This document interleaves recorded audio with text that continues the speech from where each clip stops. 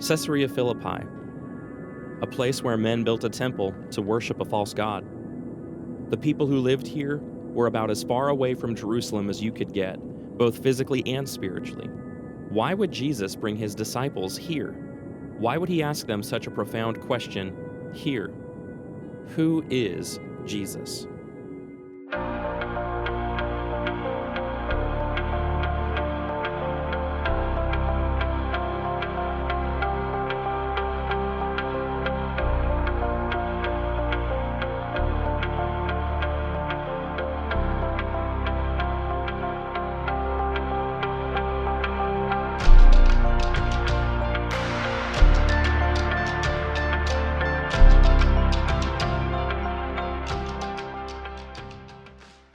We've been all over the place looking at locations and events that were significant to the life of Jesus. And what we want to focus on in this episode, we want to focus on Jesus' identity, who people came to understand him to be. We want to start back at his presentation in the temple. And there are two people that interact with that young family, and they say some things that are they're astounding. You have Simeon, who interacts with them. He's excited to see this young man. He says in Luke chapter 2, "Lord, you're letting your servant depart in peace according to your word, for my eyes have seen your salvation, that you've prepared in the presence of all peoples, a light for revelation to the Gentiles and for glory to your people Israel." You have this older man that they don't know interact with them at the temple. And then just after that, it says in verse 36 of chapter 2, "And there was a prophetess, Anna, the daughter of Phanuel of the tribe of Asher, who was advanced in years, having lived with her husband 7 years from when she was a virgin, then as a widow until she was 84. She did not depart from the temple, worshiping with fasting and prayer night and day. And coming up at that very hour, she began to give thanks to God and to speak of him to all who were waiting for the redemption of Jerusalem." She says these things about a little tiny baby that she's never met, about a family that she doesn't know. This is not your typical greeting of an infant. You're right. And because of that, I want to take you to a few places here in which Jesus' identity is being revealed to the people. And I'd like to start off in Jerusalem. Then I'd like to go up to Nazareth and discuss Jesus as he preached and taught in the synagogue. And then from there, I want to go back out on the Sea of Galilee. There's a question there about who Jesus is. And then finally, I want to pull it all together with a visit to Caesarea Philippi. The events that take place at these locations hold great significance in trying to answer the question, who is Jesus, the son of the carpenter?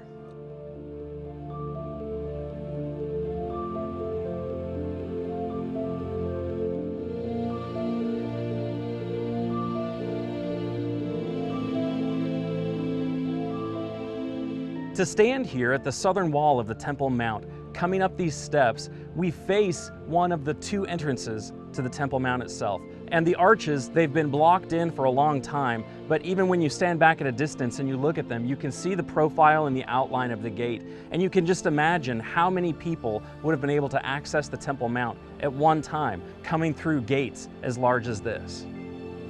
Not to trivialize it at all, but for a modern comparison, I mean, you think about going to a sporting event and going to the stadiums, you think about going to a theme park and the flow of people coming in and out. And so you would have had families constantly going up, and as families finished their business and their sacrifices, they would have been coming down. When you walk up to these gates that are in the wall, you're just humbled at the size of them. I mean, they were 25, 30 feet high. Just think as a Jewish family coming from Galilee, coming to Jerusalem and seeing this huge structure would have just been almost unbelievable. Imagine being Mary and Joseph coming into this space for the first time with your firstborn son to dedicate him at the temple. However, we're going to add to that story a little bit because Luke includes some details that the other gospel authors don't. What he includes is interaction with two individuals, one an older gentleman named Simeon and one a prophetess named Anna. Simeon actually takes Jesus up into his arms. Simeon starts offering praise for being able to see the Lord's salvation before he dies. Now, that's not a normal thing that someone would say upon meeting someone's firstborn child. We like to praise how they look and they remind us of so-and-so. They would have prayed over him, they would have wished good things for the future, but not everyone gets connected with salvation. He got to see the Lord's Messiah, and he recognized something special about Jesus. And Anna does the same thing. When they're done with the dedication, she starts getting excited that she's been able to meet baby Jesus. So even from his infancy, there are some questions about the identity of Jesus that need to be answered, and Simeon and Anna answer those for us.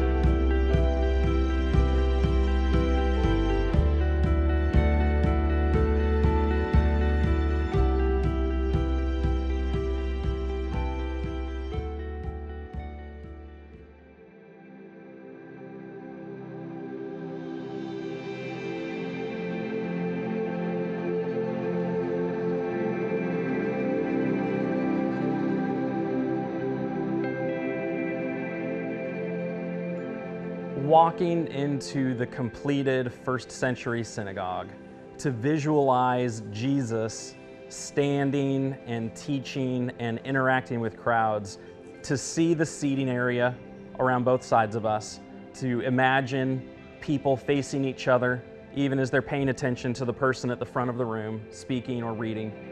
It's a special moment. We're here in the first century replica synagogue in Nazareth village, and over in Luke chapter 4, it explains one of the times where Jesus comes back to his hometown of Nazareth. In Luke chapter 4, verse 16, it says, "He came to Nazareth where he had been brought up, and as was his custom, he went to the synagogue on the Sabbath day, and he stood up to read. And the scroll of the prophet Isaiah was given to him. He unrolled the scroll and found the place where it was written, 'The Spirit of the Lord is upon me, because he has anointed me to proclaim good news to the poor. He has sent me to proclaim liberty to the captives and recovering of sight to the blind, to set at liberty those who are oppressed, and proclaim the year of the Lord's favor.' And he rolled up the scroll and gave it back to the attendant and sat down. And the eyes of all in the synagogue were fixed on him. And he began to say to them, 'Today this scripture has been fulfilled in your hearing.' And they wrestled with what he meant by all of that. They understood this was Jesus who grew up here. This is Joseph and Mary's son, the carpenter's son. What does he mean that he has fulfilled this prophecy from Isaiah? Toward the end of that section in Luke chapter 4, he explains a prophet in his own country is not accepted, and they actually reject him. They drag him out of the synagogue, take him to a cliff here in Nazareth to throw him off the hill. But Jesus ends up escaping, and from that point on, he makes Capernaum his hometown. But it would have happened in a place like this, where his first century neighbors were wrestling with, who does Jesus think that he is? Who is he saying that he is? And this is just a great place to help us visualize that as they wrestled with that great question. To imagine Jesus being in a synagogue like that in Nazareth when he reads from Isaiah and says, "This has been fulfilled in your hearing," and to imagine that group of people that he grew up with in a space like that reject him and drag him outside to throw him off a cliff, and to imagine the hurt that he must have felt, thinking about how he wanted to be a benefit to these people. He wanted these people to benefit from who he was and what he was doing, and it made you hurt for Jesus as he was hurting for them.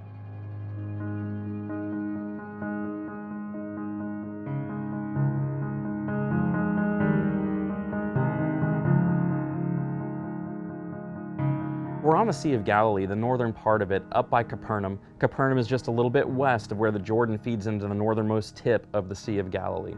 Now, Capernaum is where Jesus lived during the majority of his ministry, and it's where he called several of his apostles. So many things happened on and around the Sea of Galilee in regards to Jesus and his ministry. And one of those events is recorded for us in Mark chapter 4, starting in verse 35. At the end of the day, the evening had come, it's starting to get dark, and Jesus and his apostles get into a boat to sail to the opposite side. Jesus ends up falling asleep, and a great windstorm comes down. The disciples become afraid. They wake Jesus up and say, "Teacher, do you not care that we're perishing?" And when Jesus was awake, he rebuked the wind and said to the sea, "Peace, be still," like he's calming a household pet. And in just an instant, in response to his instruction and his words, the wind stops. He turns to the disciples and asks, "Why are you so afraid? Have you still no faith?" They were filled with great fear and said to one another, "Who then is this that even the wind and the sea obey him?" And we come back to this question where they're trying to understand and figure out, who is this carpenter's son?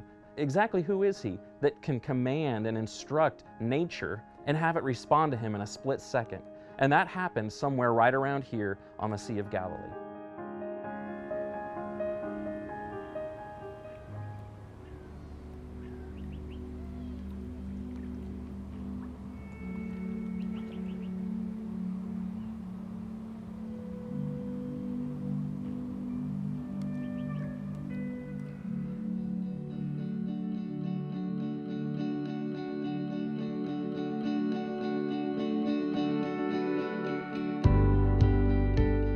So we've arrived at Caesarea Philippi, about an hour north of the Sea of Galilee. Yes, And walking up to it, this thing is just enormous. It's huge. it really is a beautiful location, and there are a number of things here I want to show you.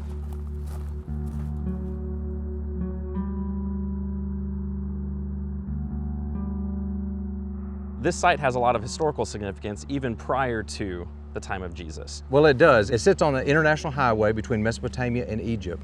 And so there was a lot of traffic through here. Okay. People would come through the city, they would trade here, they would stay here, but they would also come here to worship. And what they worshiped was a grotto and temple dedicated to the god Pan. And that's where the name Paneas came from. Okay. Now, since then, the word has changed a little bit, and we now call it Banias. Okay. Changed the P to a B. And this was set up by Herod Philip II, the son of King Herod. Okay, so this is Herod the Tetrarch. Mhm. We read about him. Correct. And in the same area, we also have something that was built in dedication to one of the Caesars, Caesar Augustus. And we don't know that it was exactly right here, but it was here in Caesarea Philippi, somewhere in the area. That's correct. King Herod built 3 temples. One was here at Caesarea Philippi, there was another one at Caesarea Maritima, and there was another one at Samaria. And we have examples of some of that. You know, we have some of these pillars, some of these capitals, but besides that, I mean, what most people come to see is the remains of those temples and the sacrificial site to Pan. That's correct. And those are just up the hill over there. Okay.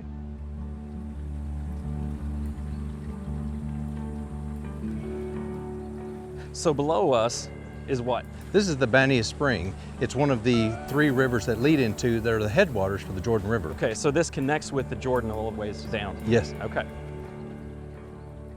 When we first walk up, it's very peaceful. You've got one of the headwaters rolling by, but then when you turn the corner and go up the hill, it's just this stark red cliff face with temple ruins. The sun is baking you. Coming up here, we've got this cave with a big rock in it. Right. Well, this is where the sanctuary of Pan once stood. The grottos are on up the hill here. The sanctuary used to sit right here, right in this grotto. There was water that flowed out of Mount Hermon down through here. And what they would do is they would bring a goat and try to sacrifice the goat, and they would throw the goat into the water. And if the goat sank, that was good. If it did not and it floated, that meant that Pan rejected their sacrifice. Unfortunately, at that point, the next sacrifice was a child. And so they would bring a child up here and throw the child into the water. That's horrible. Yes. So at some point, this was all filled in. Water's Yes. not flowing out anymore. No, it was all filled in. There was a huge building here, and the water would flow out and it'd flow down to the stream where we were below. Okay.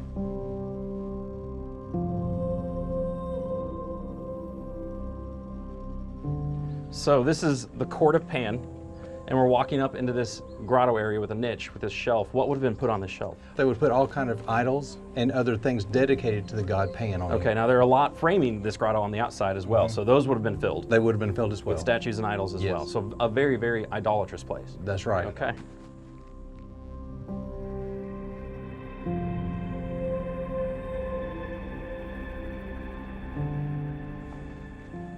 So we've got this arch, the niche right there. Yeah.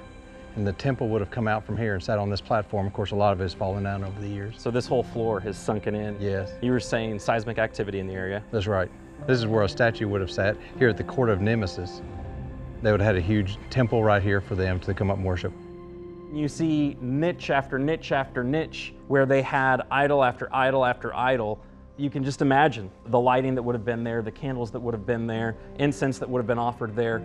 This was a huge deal. Yeah, you see floors and columns and things that have, of course, fallen over over the years. That these used to be temples. These used to be sanctuaries. These are places where people would go and worship these idols. And that's what the city was known for. So to see all of that just makes you realize how empty all of that idolatry was and how it didn't help the people who observed all of that. It didn't help the people to sacrifice the animals and their children. The niches are empty, the idols are gone, the floors are a mess, the columns are knocked over.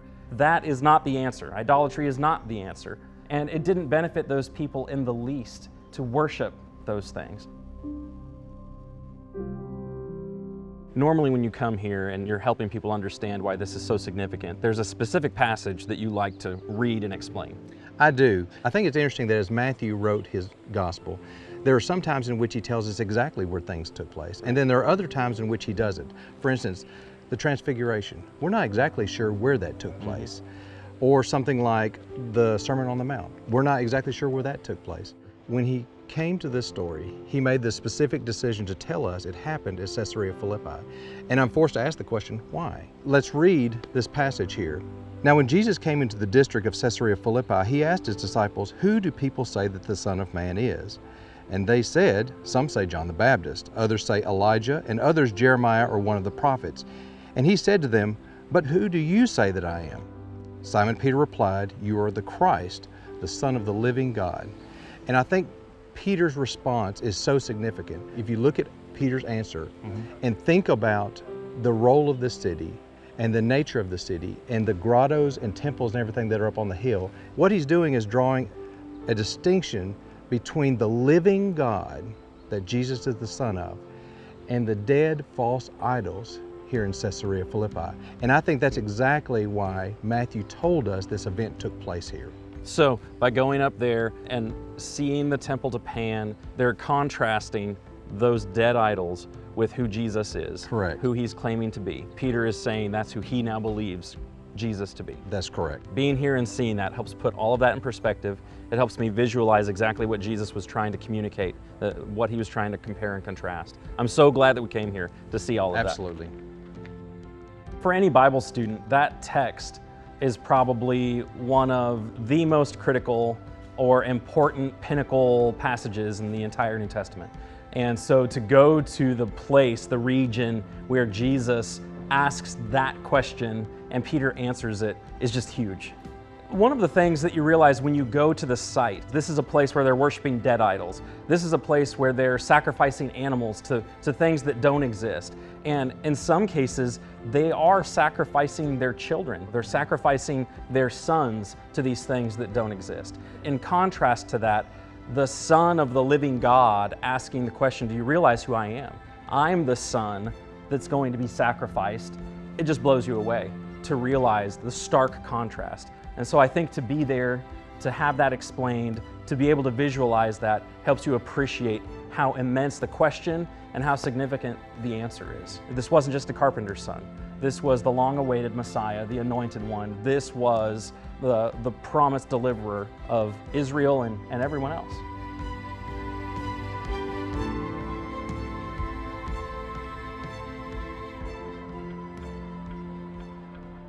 In this episode of Following the Messiah, we've been trying to look at different events in the life of Jesus where his identity is being questioned, where people are trying to figure out, who is this man? We talked about Simeon and Anna at the dedication of Jesus at the temple, them acknowledging that this is the Lord's Messiah. We talked about Jesus explaining to his hometown synagogue that he was the fulfillment of the prophecy in Isaiah. Now they rejected him, and then he went on to Capernaum. We culminated by going over to Caesarea Philippi, where Jesus asks his apostles a very personal question. First by saying, who do people say that I am? And then really bringing it home and asking them, after all the time they've spent with him, all the teaching they've heard, and what they've seen him do, who do you say that I am?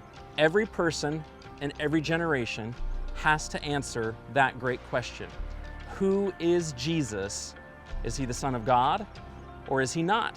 Our hope is that you'll be able to answer that great question by saying that Jesus Christ is the Son of the living God.